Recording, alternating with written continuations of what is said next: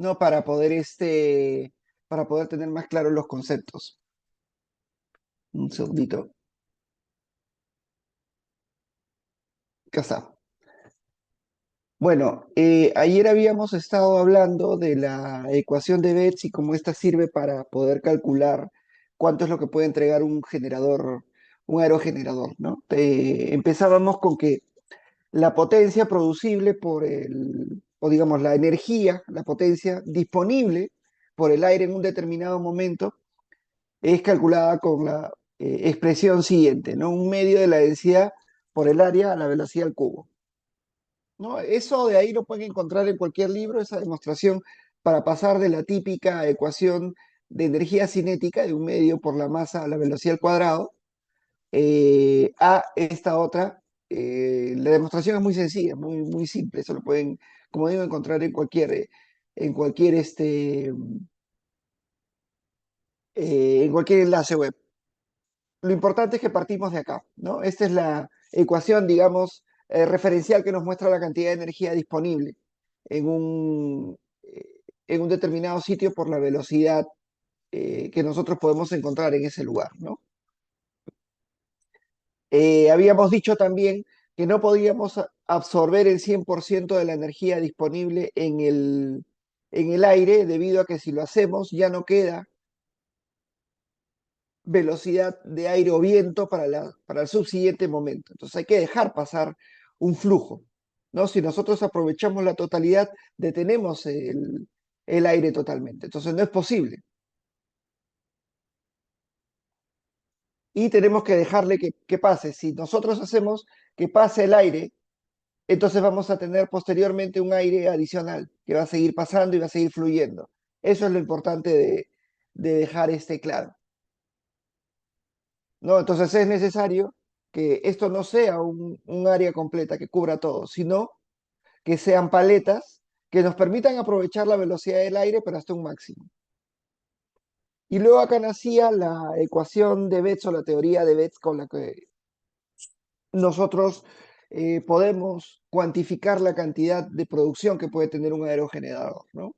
Lo primero es tomar en cuenta que, como toda teoría, como todo procedimiento, tiene algunas determinadas condiciones ideales que hay que tomar en cuenta, ¿no? Como que las palas no tienen fricción, eh, como que otra cosa importante, el fluido es ideal, no es compresible. ¿No? Eso también hay que tomarlo en cuenta. Entonces hay una serie de características que hay que considerar para efectos de este cálculo. Es por eso que teníamos un máximo aprovechable, pero este no se condecía necesariamente con la realidad. La realidad venía por el lado del factor CP, que era el que daba el fabricante del aerogenerador, ¿no? Entonces no se puede, eh, digamos, considerar que la ecuación de Betz es el valor real. El valor real, digamos, dentro del marco teórico y dentro de las condiciones y simplificaciones que nos dan para poder calcular este, este valor, ¿no? Entonces, lo que nosotros tenemos que tomar en cuenta es que la ecuación de Betz es una simplificación que nos lleva a un resultado teórico e idealizado, ¿no? Ya cuando nosotros pasamos a ver o pasamos a realizar el análisis con aerogeneradores reales, ya hablamos de unas condiciones un poquito distintas, ¿no? ¿Por qué? Porque en la realidad todas estas condiciones que vemos acá no se aplican, porque estas son simplificaciones.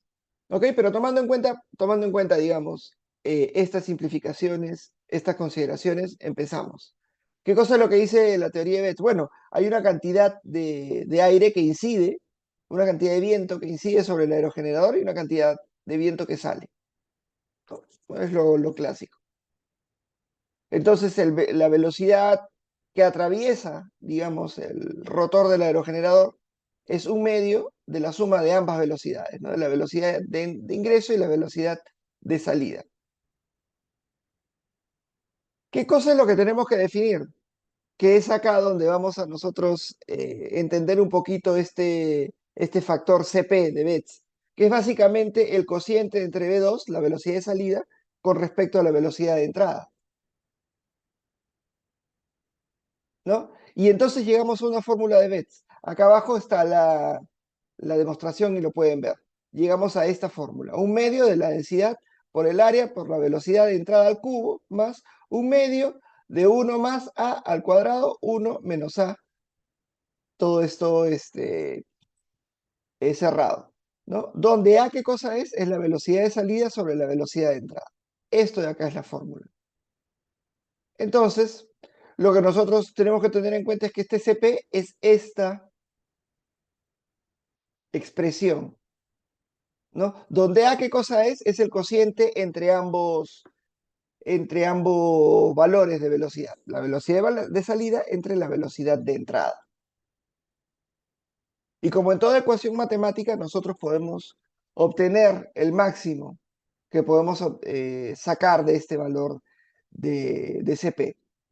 Imaginémonos que este A 0, 0,1, 0,2, 0,3, un tercio, 0,4, 0,5, todos estos valores son este valor de A. Acá dice B, pero es en realidad el valor de A. Entonces, considerando esos valores de A, vamos a tener que el CP es cada uno de estos valores, ¿no? Y cuando hacemos una derivada para obtener el valor máximo, obtenemos que para un, para un cociente entre la velocidad de salida y velocidad de entrada de un tercio, vamos a obtener un CP de 0,593. ¿Qué cosa es el CP de 593? El valor máximo que yo voy a aprovechar teóricamente hablando. ¿Ok? Pero, ¿qué es este valor de 0,5913? Que es en realidad 16 sobre 27, que es el valor máximo que puedo obtener de esta expresión.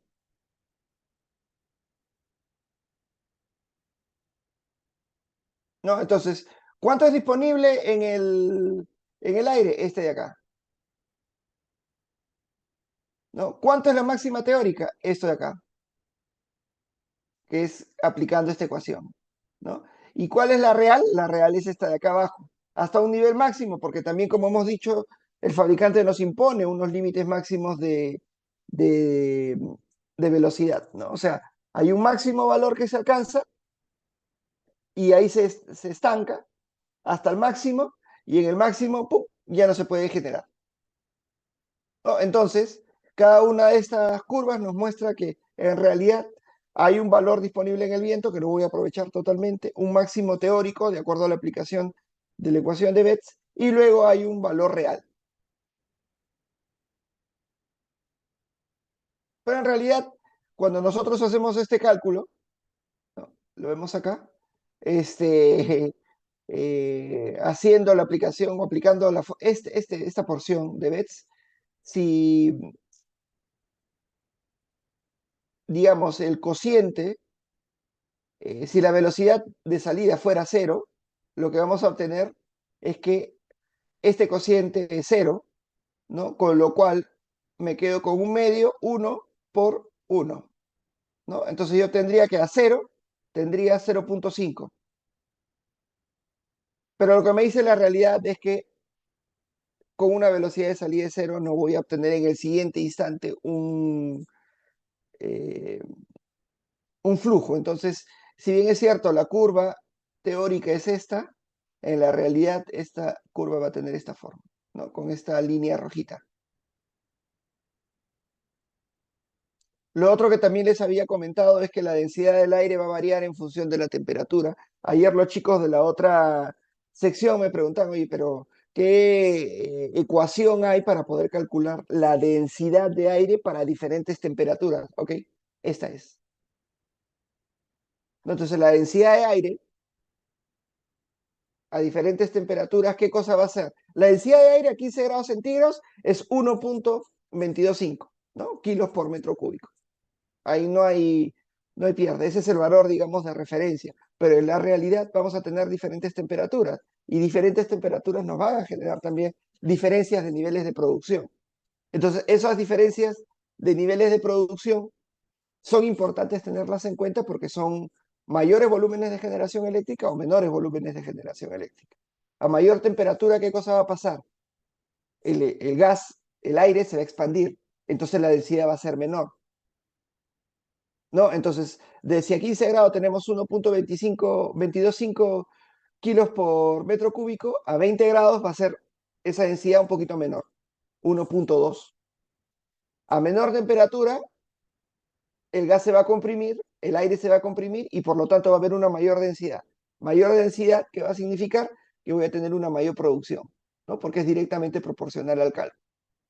Entonces, primero, la ecuación de Betz se simplifica. Un medio por la densidad, por el área, por la velocidad de entrada al cubo, ya hablamos solamente de la velocidad de entrada al cubo, por Cp. ¿Qué cosa es Cp? Todo lo que hemos calculado acá. Que vendría a ser el valor Cp teórico, ¿no? Pero esta densidad también puede variar. Esa densidad va a variar en función de qué? De la temperatura. ¿Cuál es la formulación para poder mover o cambiar la temperatura? Esta que estoy mostrando acá. ¿Ok? Entonces, lo que podemos hacer también es aplicar determinadas condiciones o criterios teóricos, perdón, prácticos que nos van a permitir obtener un mejor valor, ¿no? Lo que les hablaba también era de sacar, digamos, un valor, una formulita de potencia que tenga un carácter unitario para poder ver cómo con un área de 1 metro cuadrado, ¿no? Podríamos, en general, eh, calcular cuánto es la potencia que nos podría entregar eh, el, el aerogenerador, ¿no? Un aerogenerador, digamos, que tenga un área de 1 metro cuadrado. Es un pequeño aerogenerador a escala, ¿no? Acá hay un valor de 7 para la velocidad. Perdón, primero, la potencia sería 0.33 por la velocidad al cubo. Luego acá le ponemos un valor de 7. Esto también ahorita les voy a explicar por qué, ¿no? Y quedamos con para ese valor de 7, para una velocidad media anual de 7, tendríamos un resultado de 123 vatios por metro cuadrado.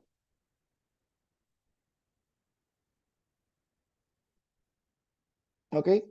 Eh, pero, como les decía también ayer, es que la contribución, una cosa es la velocidad media, ¿no? Que puede ser 7, pero la contribución de la velocidad a mayores valores de la velocidad media también tienen una incidencia en el resultado, ¿no?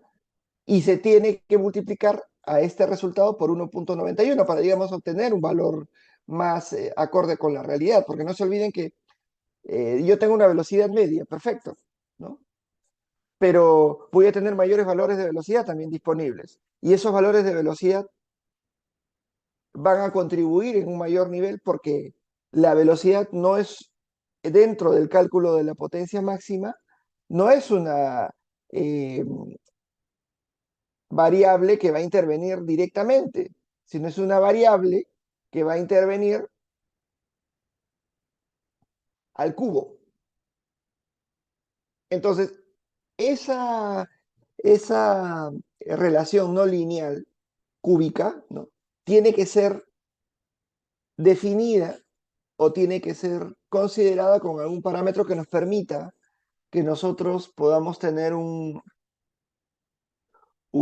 resultado, digamos, más acorde con la realidad, ¿no? Entonces, para obtener esa velocidad, esa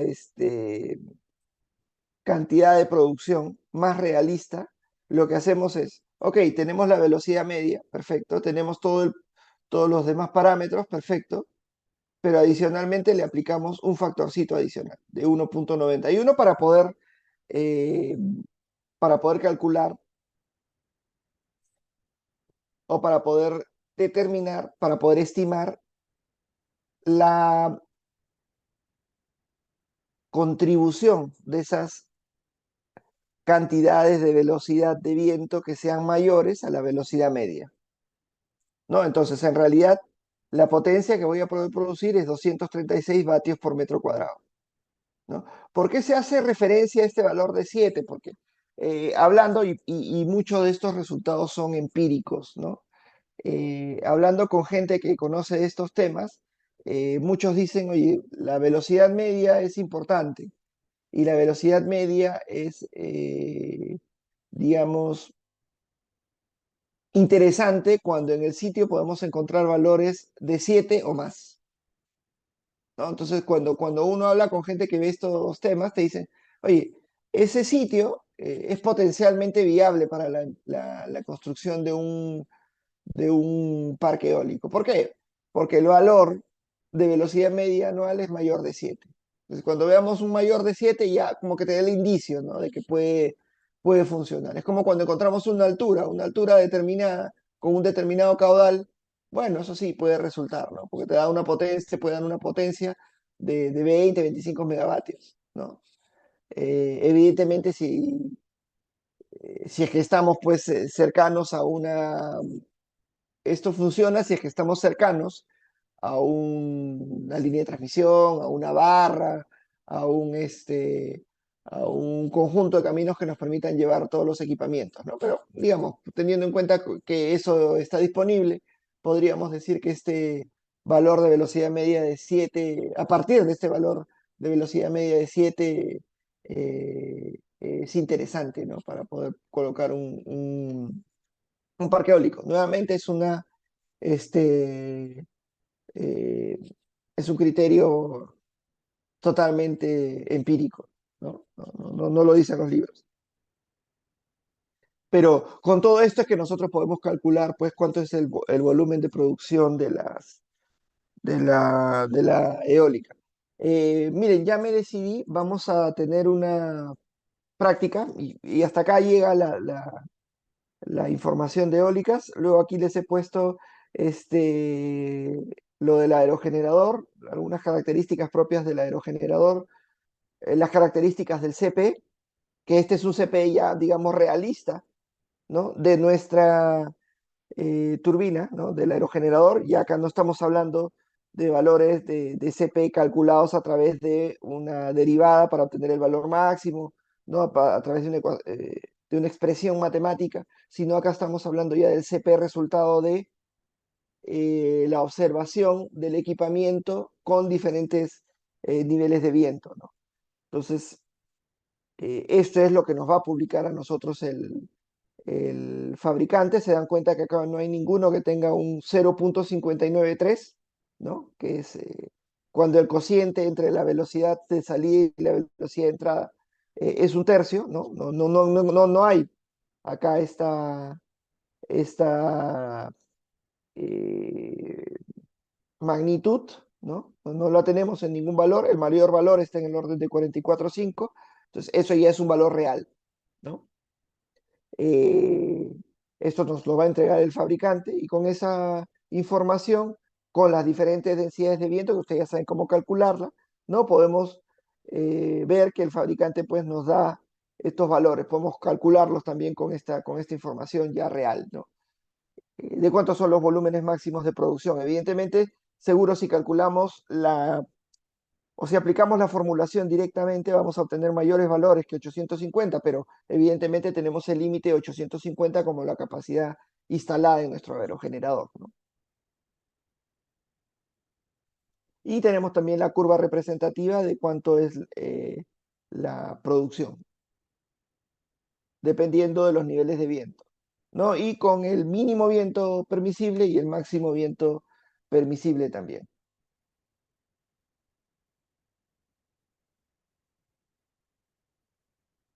¿Ok? No sé si tienen una pregunta hasta acá, ya está un poco más ordenado, ¿no? Mil disculpas ayer que lo tenía un poco en desorden, no se podía entender muy bien, pero acá creo que ya tiene una secuencia lógica que ustedes van a poder entender. Hay mucha más información, como les digo, en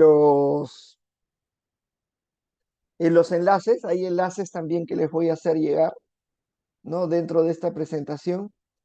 Hay, a ver, vamos a ver. Profesor, disculpe, el CT, Sí, había una tabla donde mencionaba el CP, pero también el CT. sí, pero Eh, acá enfoquémonos en el CP, que es el que vamos a utilizar para calcular para calcular la potencia.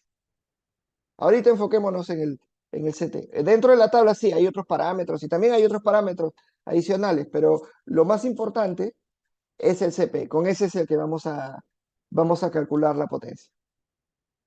Solo por curiosidad, ingeniero, ¿el CT qué cosa es? Es una componente, el CP es una componente perpendicular, que es la que nosotros aprovechamos, ¿no? O sea, nosotros aprovechamos esta componente perpendicular, pero hay también una componente tangencial. Ese CT es la componente tangencial. Debe ser algo Entonces, referente a a la turbomáquina. sí, eso es algo referente a las fricciones que hay. Pero ya todo eso está metido, o sea, olvidémonos de eso y enfoquémonos en el CP porque ahí ya está metido todo lo, todo lo que viene a ser la fricción. O sea, ya el CP ya incluye todas las situaciones o todas las referencias a la fricción que pueda haber, ¿no? Sino que en realidad el aire incide, pues, no directamente, ¿no? Sino que hay que dividirlo en una componente tangencial y una componente perpendicular. Esperen un ratito, a ver si lo tengo por acá. Un segundo, un segundo.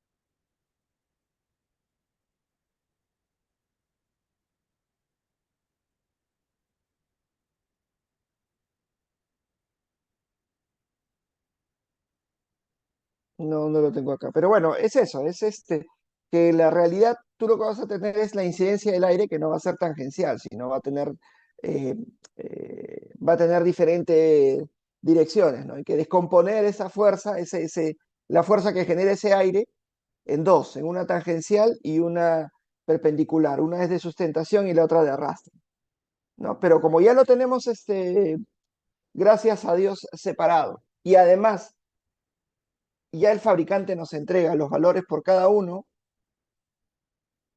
de los componentes, ¿no? Lo que a nosotros nos importa es este de acá, este CP. Porque este CP es el que sirve para calcular la potencia. ¿Ok? Para eso es.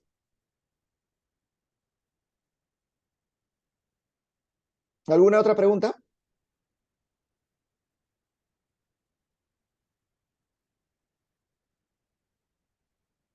Profesor, si no me equivoco, adicionalmente a lo que usted está diciendo, el CP es una componente que varía la potencia de acuerdo al ángulo de incidencia del viento respecto a los álabes, ¿correcto?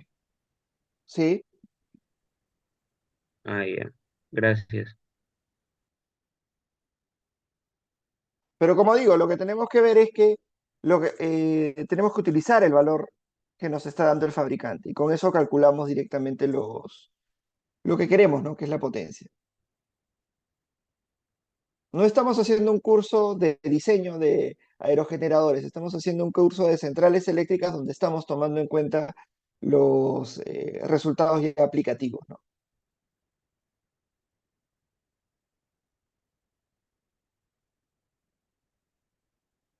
¿Alguna otra pregunta?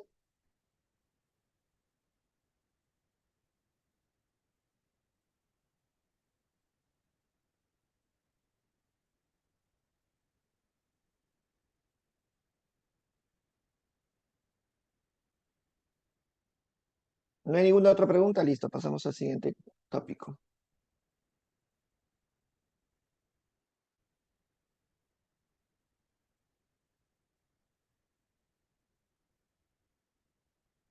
Esto también lo vamos a pasar rápidamente.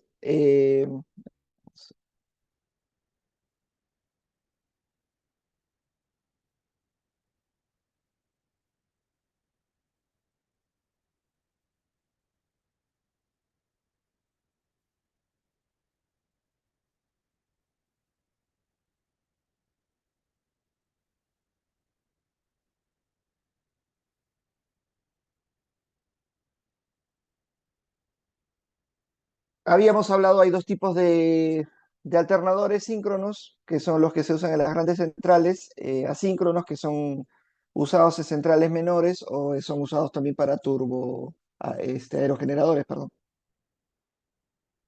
¿No? El principio de funcionamiento no se lo voy a explicar, eso es simple, ¿no? Lo importante en todo caso es entender la aplicación práctica de la curva de capabilidad, que es un documento que nos entrega nuevamente el fabricante, ¿no? Nos entrega el fabricante para poder operar la máquina. Hay unas limitaciones determinadas, unos límites determinados para la curva de capabilidad. La curva de capabilidad, como digo, es un documento que viene con el eh, alternador, ¿no? El alternador cuando se compra toda la unidad de generación, porque nuevamente, como les digo, no es que tú compres un generador por acá, una turbina por acá, tú mismo lo integres, ¿no? Sino que en realidad se compra una unidad de generación, ¿no?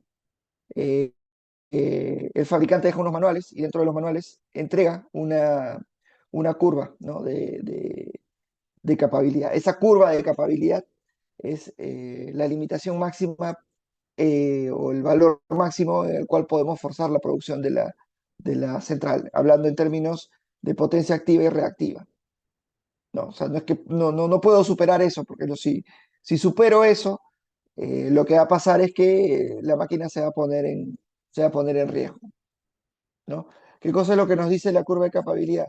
Pues básicamente la curva de capabilidad nos da las limitaciones, como les digo, de producción, un límite térmico de repente de bobinados en la armadura, un límite térmico de bobinados en el campo, ¿no?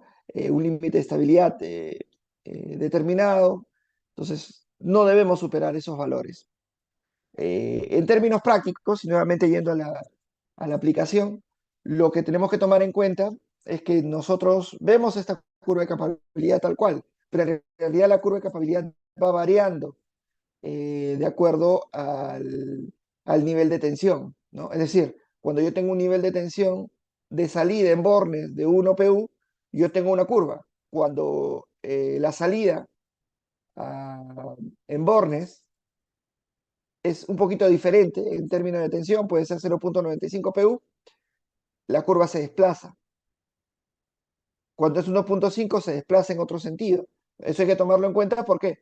Porque los límites máximos permisibles también van a ir variando, ¿no? Nosotros entregamos una curva de capabilidad probablemente con una tensión en bornes de 1, ¿no? Pero nada nos va a asegurar de que la central va a operar con una tensión en bornes de 1, ¿no? ¿Por qué? Porque nosotros no dependemos de nosotros para definir la tensión de salida. El operador del sistema nos puede decir que nuestra tensión sea un poquito distinta o la tensión del propio sistema es distinta, ¿no? Porque nosotros de repente nominalmente vemos que una barra tiene una tensión de 220 kilovoltios, ¿no? Tensión, digamos, nominal de referencia, pero la tensión de operación es distinta, puede estar en el orden de 230, 238, ¿no? Recuerdo hace mucho tiempo que en el caso de Mantaro teníamos que todo el sistema era en 220 kilovoltios, pero en Campo Armiño el nivel de tensión de operación, ¿no? El nivel de tensión real estaba en el orden de 235, 238 kilovoltios, mientras que en Lima, donde llegaban las líneas, estaba en el orden de 210, ¿no? Evidentemente hay una caída de tensión eh, por el transporte de la energía, ¿no? Porque estamos en diferentes barras, ¿no? A pesar de que todo nominalmente estaba en 220 kilovoltios. Entonces, esto hace que también los generadores, a pesar de que hay transformadores de elevación, ¿no? También tengan que ser ajustados en cuanto a su nivel de tensión de operación en borde, ¿no? Entonces, por eso es que se generan curvas como esta, donde el fabricante y el propio generador, el propio titular de generación, como parte de su experiencia, va a definir una región de operación en función de la tensión de salida en bornes.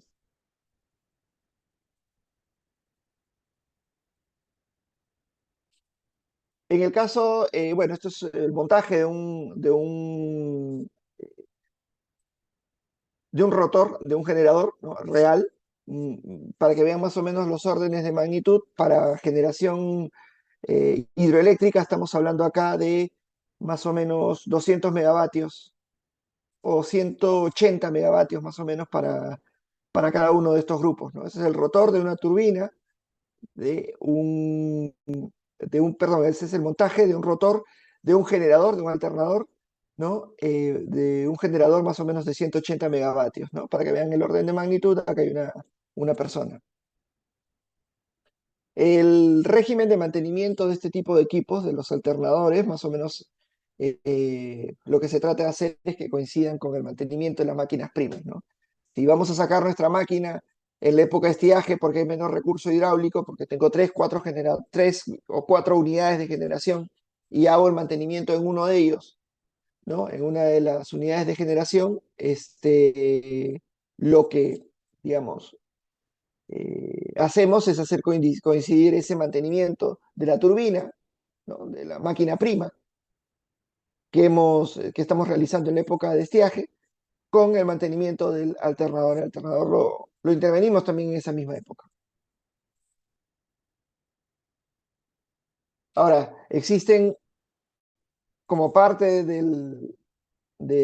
la unidad de generación, la unidad de generación tiene sus reguladores, eso ya lo han visto ustedes en otros cursos, ¿no? El regulador de tensión, el control del sistema de excitación y, por otro lado, el regulador de velocidad, ¿no? La variación, digamos, del nivel de tensión es mínimo, es pequeño, ¿no? Pero nos da la consigna también el operador del sistema y no necesariamente el operador del sistema también, porque como les decía, hay unas determinadas consignas, unos determinados valores de tensión de operación en las barras del sistema. Como les digo, ¿no? En la realidad existe una tensión nominal, 220 kilovoltios, 500 kilovoltios, 138 kilovoltios son los valores nominales, ¿no? Pero el Osinermin define unos valores de tensión de operación, ¿no? Y el COES también los conoce porque sabe que las tensiones de operación en todas las barras del sistema son distintas, ¿no? Y define y tiene unos determinados valores, ¿no? Lo que te puede decir el COES es que cuando tú estés ingresando una unidad de generación, y lo digo por experiencia, ¿no? El COES te dice, oye, no como operador del sistema, sino en su labor de ser el que analiza las, eh, la entrada de nuevas centrales de generación. O sea, cuando una central de generación va a entrar al sistema, va a entrar a operar al sistema, tiene que pedir un permiso, tiene que hacerse un estudio, dos estudios, ¿no? Un estudio de preoperatividad y un estudio de operatividad. Ese estudio lo revisa el COES, lo aprueba el COES y luego se lo envía a los INERMIN. Entonces, tomando en cuenta, digamos, las condiciones del sistema, ¿no? El COES puede definir, oye, en Bornes más o menos tienes que estar en 1.01 PU, ¿no? Entonces tienes que mover un poquito tu curva de capabilidad, ¿no? De acuerdo a las condiciones del sistema, tomando en cuenta que tú tienes un transformador elevador y que tienes tus tabs y todo eso, tu nivel de operación más o menos tiene que estar en el orden de 0.95 PU. Va. Eso de ahí te lo va fijando el COES. Ya no de repente en tiempo real, sino como parte de, de su labor de agente que se encarga de confirmar, de aprobar el ingreso de unidades de operación en el sistema, ¿no? Entonces ya existe una determinada consigna, no hay mucha variación respecto a esa consigna que vaya a definir el operador, ¿no? En el caso del regulador de tensión, ¿no? Del ABR, ¿no? Va a actuar sobre la tensión aplicada al campo del generador y el objetivo va a ser mantener la tensión en bornes en el mismo nivel, ¿no? De repente también el COES, ya eso sí, en la operación en tiempo real nos va a pedir un incremento de demanda de reactivos, ¿no? Ustedes saben que los reactivos tienen una gestión local, entonces de repente, por una cuestión de mantener los niveles de tensión o incrementar los niveles de tensión o disminuir los niveles de tensión, en un determinado punto del sistema, el COES nos exige hacer una variación en cuanto a la inyección de reactivos, ¿no? Eso también es permitido y el COES nos puede dar esa consigna. Evidentemente, eh, el mejor la mejor acción para poder eh, cambiar el nivel de tensión en una determinada barra es utilizar los tabs de los transformadores, pero pueden estos estar agotados y necesitamos ya cambiar la inyección de reactivos en el sistema, ¿no? Entonces eso el CODE lo va a tomar en cuenta y nos va a dar la consigna para poder realizar esa acción. ¿Cuáles son las componentes eh, de un ABR, ¿no? De un regulador de tensión? Bueno, son estos. Les estoy dejando acá la característica también de la regulación de tensión. Hay varios sistemas de excitación, ¿no? Un sistema de excitación estático, ¿no? Independiente, con eh, con un generador de corriente continua, ¿no?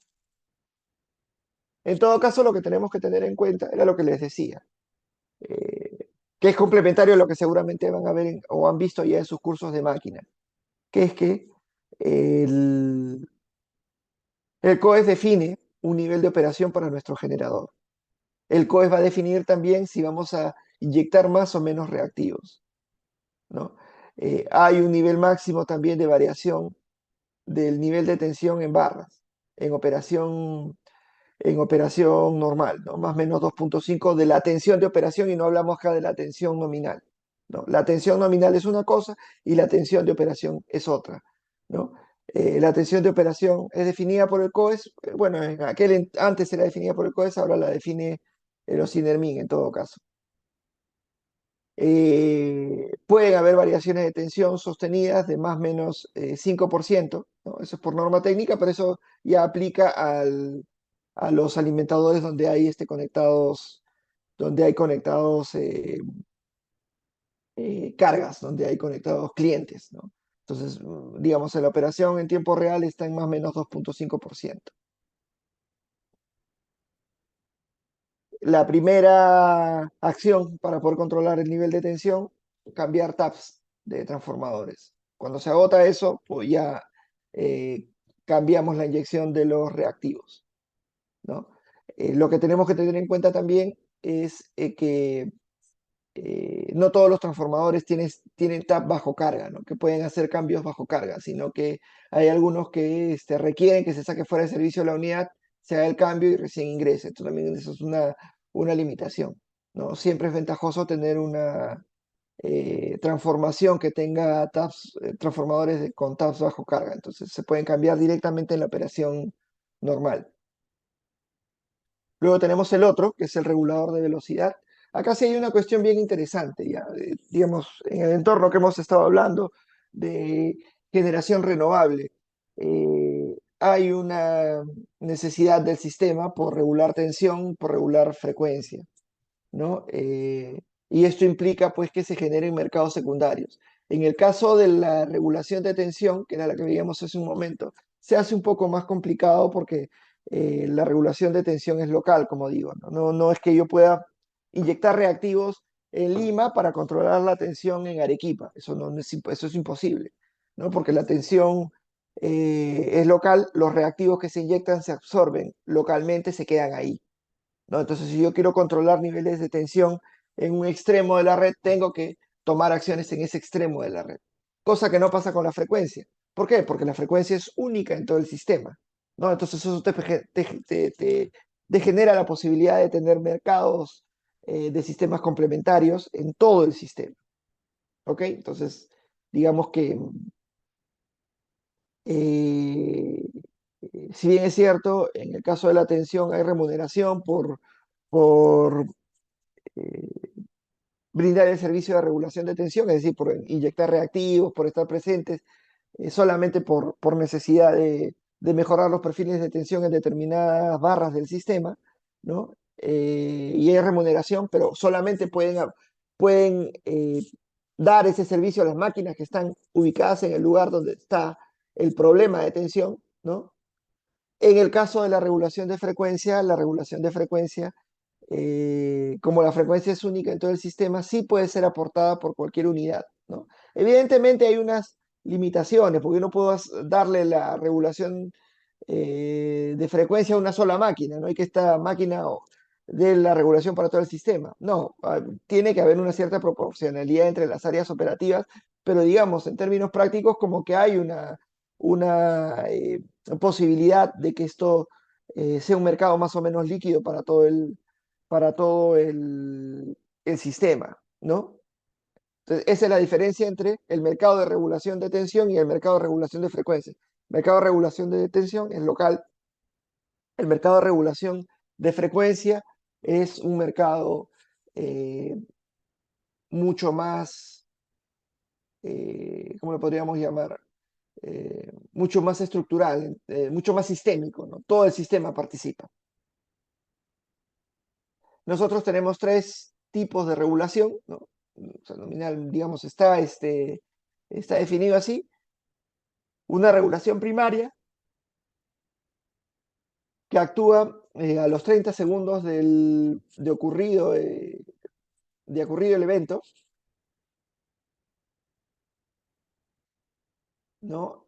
Perdón, hasta los 30 segundos, ¿no? Aparece más o menos al segundo número 5, ¿no? A partir del segundo número 5 empieza a aportar el, el margen de reserva que requiere el sistema, esto lo vemos acá, ¿no? De 0 a 5, empieza, digamos, en todo este momento está interviniendo la inercia, pero una vez llegado al segundo 5 interviene ya la regulación. Entonces la regulación ya empieza a aportar el margen de reserva que requiere el sistema, ¿no? Luego tenemos la regulación secundaria, que esa sí entra a los 30 segundos, 20, 30 segundos, ¿no? Esto es por si acaso una gráfica referencial, ¿no? Pero nuestro país tiene sus procedimientos, el procedimiento técnico número 21, que es el de regulación primaria, el 22, que es para regulación secundaria, donde se establecen los plazos de actuación de los reguladores, ¿no?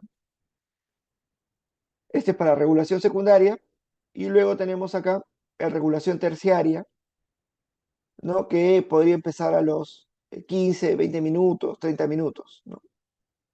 Pero que nosotros en el Perú no lo tenemos definido, porque para nosotros la regulación terciaria ya forma parte del despacho económico.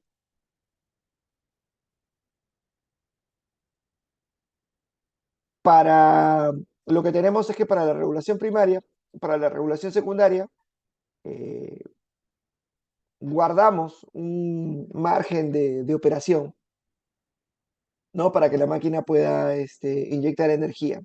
Este es el diagrama funcional de un sistema de control. Lo que tenemos que tener en cuenta es que acá hay un sistema automático, ¿no?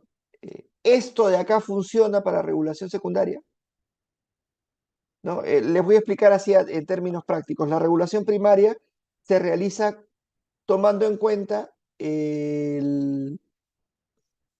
voy a cambiarlo porque esto no es correcto. En el Perú, ¿no? En el Perú la regulación primaria la hace la propia máquina, ¿no? Va recibiendo la consigna de frecuencia del sistema y va actuando en función de la consigna de la señal de frecuencia que obtiene el sistema. El sistema lo que hace es darnos la frecuencia y si la frecuencia cae, entonces le está dando la orden al grupo de que inyecte un poco más de energía. ¿Para qué? Para que pueda recuperar la frecuencia, ¿no? En términos prácticos, a ver, un segundito.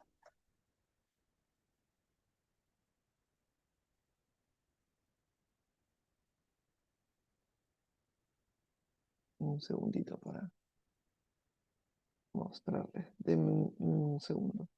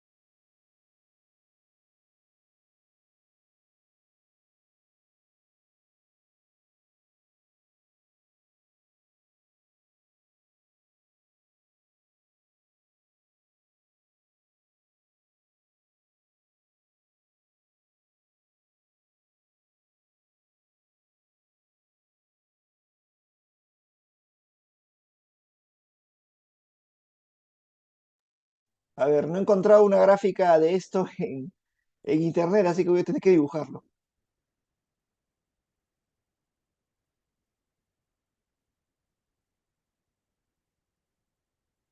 Ya.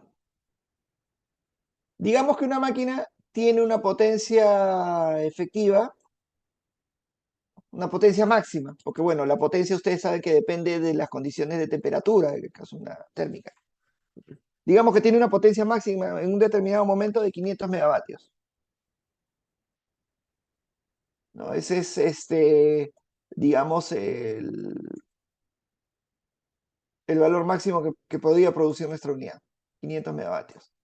¿Ya? Pero la máquina no va a operar a 500 megavatios. La máquina, porque tiene que dejar un margen de reserva para operar para poder dar el servicio, ¿no? Tiene que dejar un margen de reserva. Digamos que el margen de reserva está en el orden de 2,5%.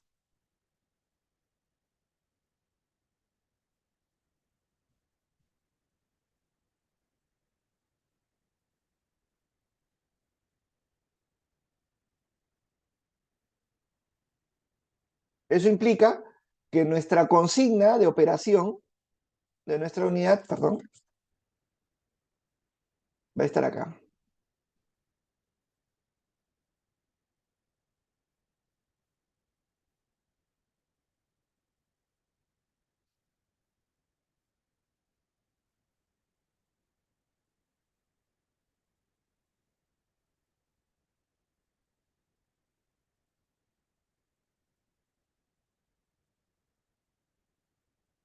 Y que nuestra unidad,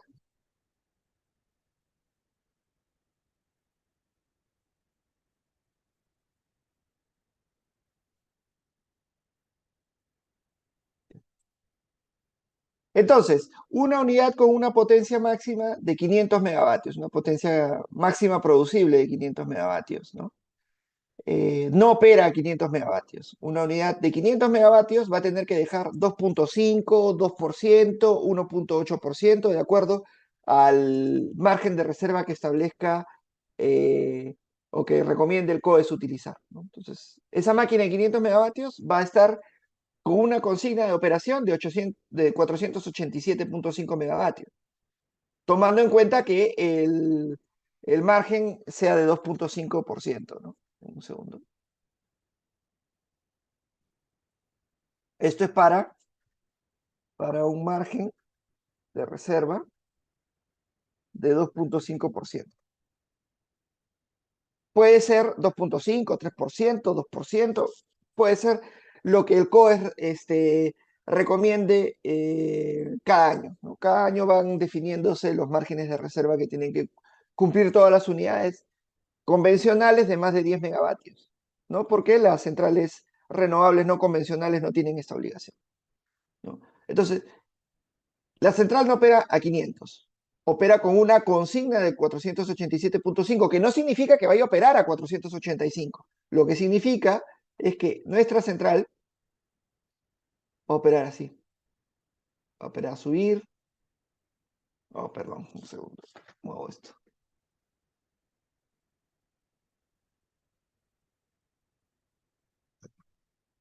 Va a estar subiendo, bajando, va a estar así.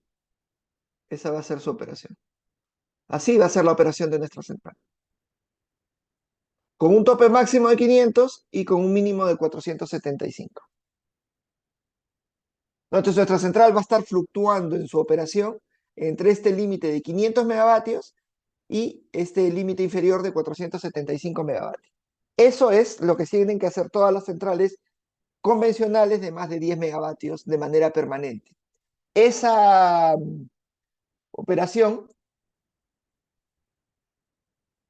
¿no? Va a tener esta forma, ¿no? Al final nosotros vamos a recibir la consigna del sistema de cuánto es la frecuencia y esa información va a llegar a nuestro sistema, va a llegar al cambiador de velocidad, al regulador de velocidad y van a dar las órdenes a las válvulas para poder permitir su apertura o cierre, ¿no? Para poder brindarle más o menos energía prima a la turbina y a su vez está generador, ¿no? No hay un AGC acá. Entonces, recibimos directamente la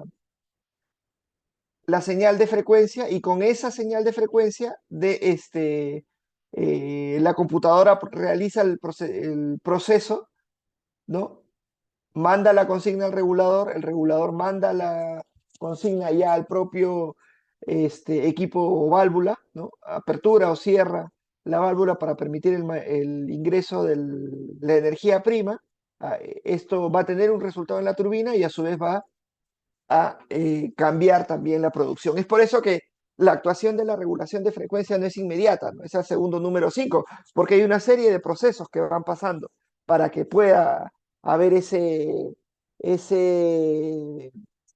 cambio o respuesta en la producción para poder ayudar al control de la frecuencia, ¿no? Y es por eso que es tan importante la inercia, porque en esos 2, 3 segundos, ¿no?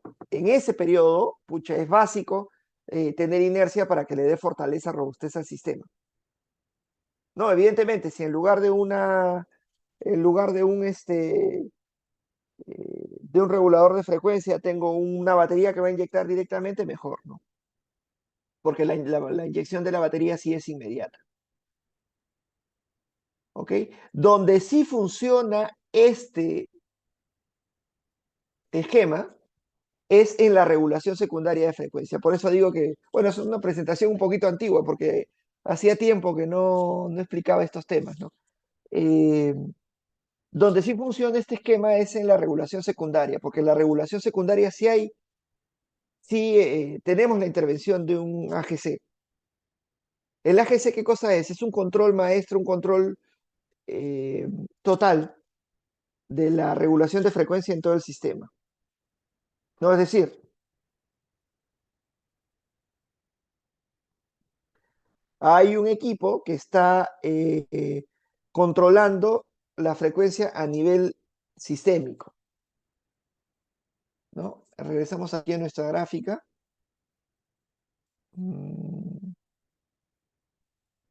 Bueno, en el caso de la regulación secundaria no es obligatoria, la regulación secundaria la realizan las centrales que se ofrecen para dar el servicio, no es inmediato.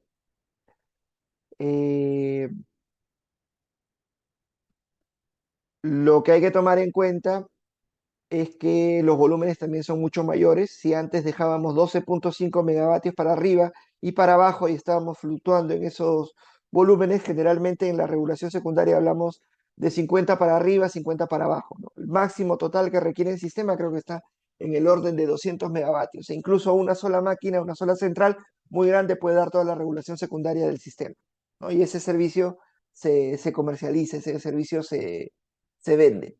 Entonces, lo que ocurre generalmente es que el agente que está dando el servicio de regulación secundaria le entrega el control de su máquina al COES. ¿Por qué? Porque el COES es el que administra el AGC. No, el AGC es un control automático de generación, pero que no lo realiza la propia empresa, sino que el AGC lo tiene el COES, es una tarjeta que tiene el COES y que envía señales a los grupos de generación que están brindando el servicio de regulación de frecuencia, le manda la consigna, ¿no?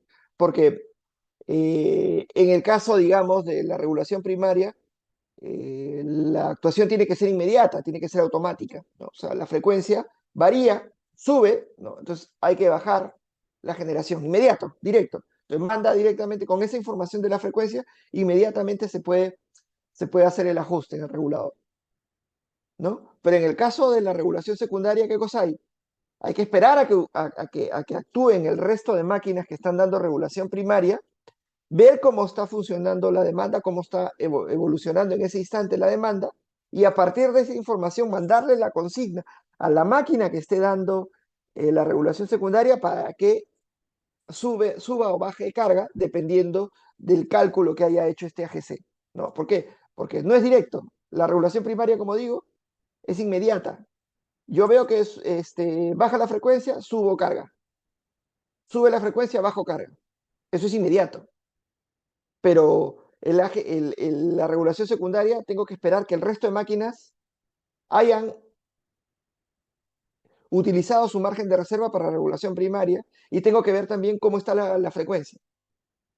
Entonces eso es un proceso, un cálculo que tiene que hacer la tarjeta. La tarjeta la computadora va a determinar cuál es la consigna, tomando en cuenta esos parámetros para que el regulador de velocidad de la máquina que esté dando regulación secundaria cambie su producción. Y ojo, la máquina que está dando regulación secundaria también está dando regulación primaria también, ¿no? Entonces están recibiéndose prácticamente dos señales. Una señal que es la frecuencia, digamos, normal para dar regulación primaria y por otro lado está recibiendo la información del AGC del COES que está dando la consigna directamente del nivel de producción, ¿no?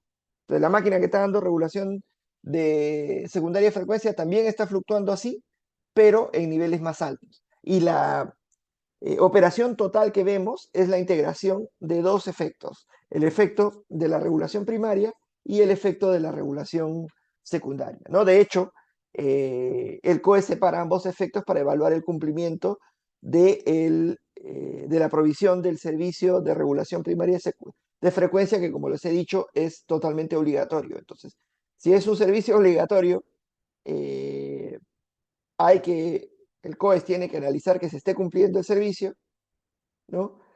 Y que si no se cumple, impone unas determinadas penalidades. Pero a la máquina que está dando regulación secundaria también le evalúa. No te está evaluando también a la máquina que está dando regulación secundaria. Y también, si es que no cumple con la primaria, también le impone sus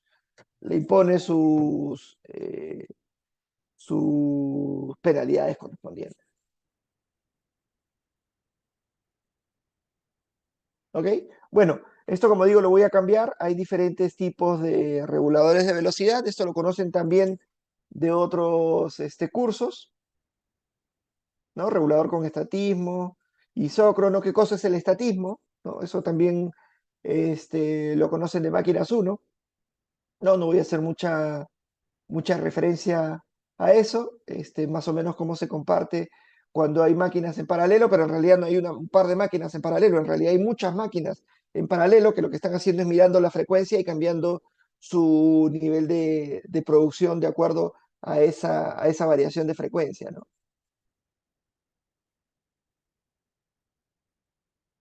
La característica también de operación, generalmente cuando se da, bueno, cuando se da el servicio de regulación, se aplica un determinado tipo de operación, un determinado tipo de control. En las unidades de generación nosotros tenemos varios tipos de control. Un tipo de control por frecuencia, que es el DRUP, un tipo de control por máxima potencia, ¿no? Que te dice, oye, dame la máxima potencia. Un segundito les voy a mostrar.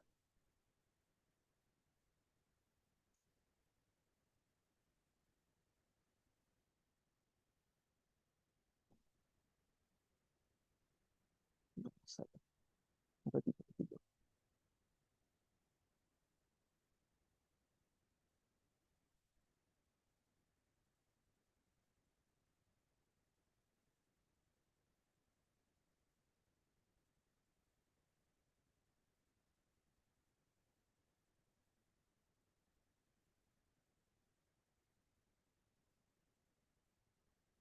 Este de acá son las características este es el procedimiento número 21 del COES, que establece las condiciones para la operación de la regulación primaria de frecuencia, ¿no? ¿Cuáles son las características que tiene que cumplir la reserva rotante para regulación primaria de frecuencia?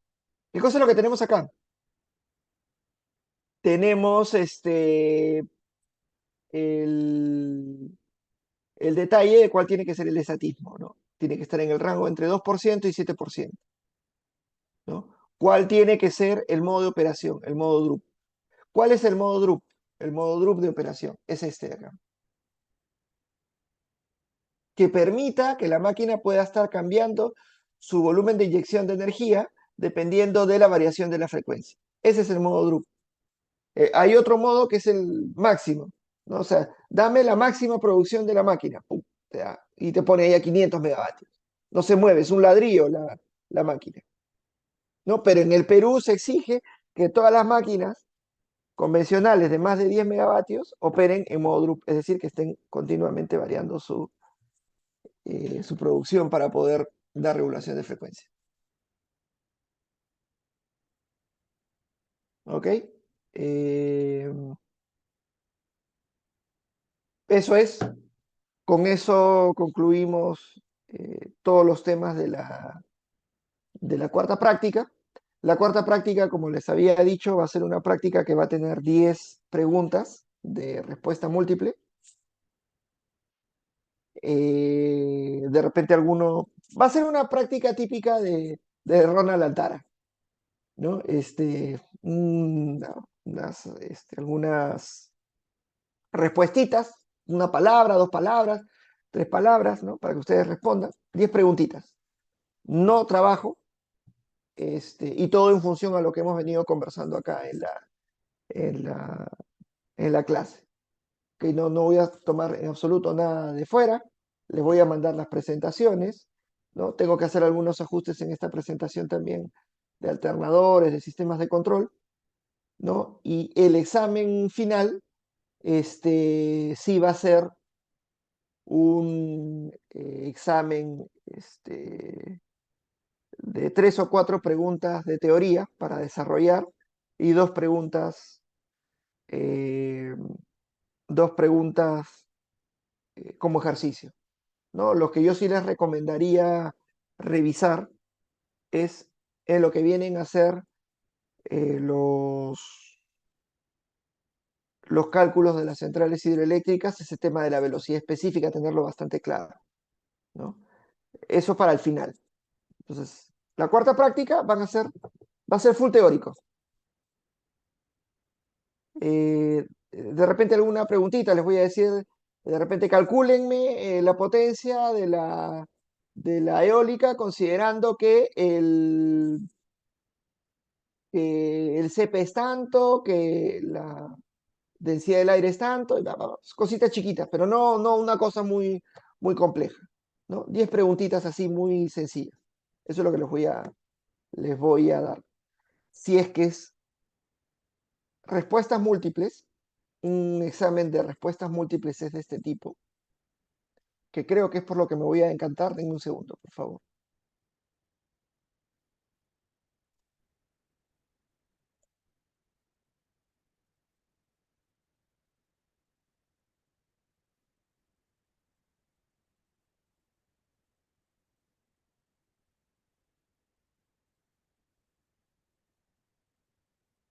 Mejor dicho, así es como va a ser.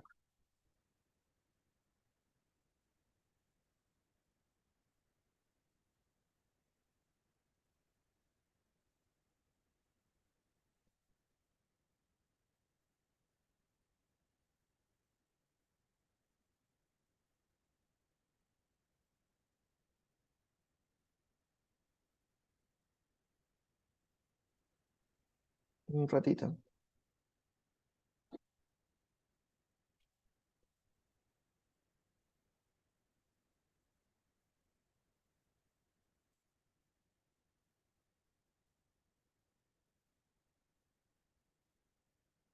Algo así, un ratito voy a proyectarlo.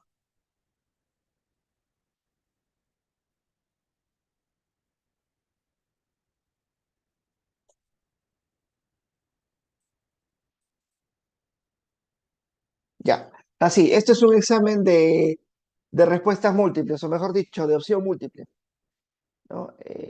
Ojo que no les voy a poner pues una pregunta, oye, díganme qué cosa es generación hidroeléctrica y en las respuestas van a haber todas respuestas relacionadas con termoeléctricas y una con hidroeléctrica. No, no, van a ser todas tal cual. Va a haber una pregunta, van a haber varias opciones para poder contestar, la van a escoger y acá al costadito me ponen por qué. Igualito, de repente les digo, considerando que el CP de un aerogenerador, que su densidad del aire es tanto, que la velocidad media es tanto, ¿cuál es la potencia máxima?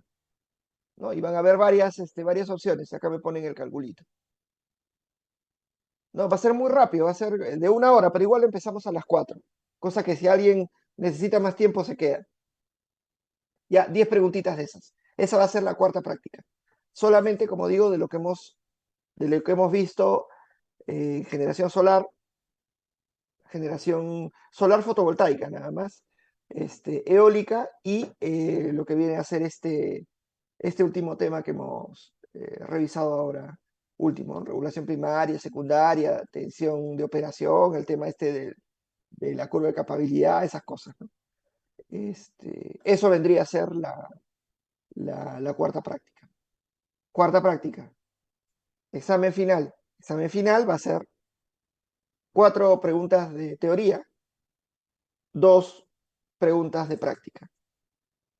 Eh, como les digo, revisen el tema de la velocidad específica, vean también vean todo lo que hemos visto a lo largo del tiempo de problemas, ¿no? No voy a tomar un problema totalmente distinto a lo que hemos hecho, básicamente lo que hemos revisado. Yo espero que salgan muy bien, porque el examen sustitutorio sí van a ser 5 preguntas de práctica, ¿no? De todo el curso, ¿no? Y ese sí no va a estar tan sencillo. ¿Ok? Entonces, ya están sobre aviso de qué cosa es lo que va a venir los siguientes, en los siguientes pasos, ¿no? Para poder culminar el curso. Entonces, ya saben, cuarta práctica, opción múltiple de respuestas, con su respectiva explicación. No voy a aceptar que alguien me ponga ahí, me, me ponga el resultado y acá no me explique por qué. No, eso no lo voy a aceptar. Yo sé que la opción múltiple típica es, tú pones acá tu resultado y ya está, pero no, yo quiero saber por qué lo han colocado. Ya, si no, es muy sencillo mirar al del costado y ya tienes la respuesta. No, entonces, eh, eso. También puede ser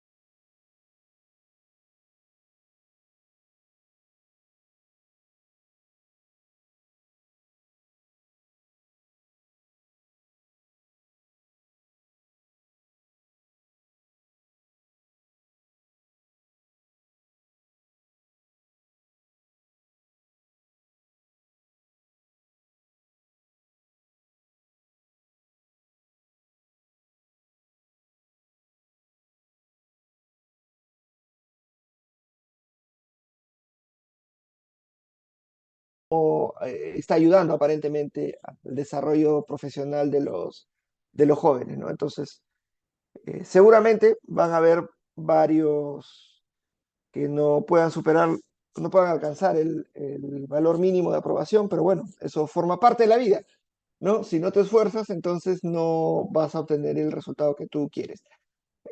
Tan pronto yo tenga la cuarta práctica, la voy a tratar de calificar ese mismo fin de semana, cosa que ustedes están ya claritos de la nota que necesitan en su examen final para aprobar. ¿Ok? Tanto para la sección M como para la sección N. Entonces debe estar totalmente claro qué cosa es lo que qué cosa es lo que van a necesitar como nota para poder aprobar el curso. ¿Ok? No sé si tienen alguna pregunta respecto a este tema, al tema de las prácticas, las notas que vienen.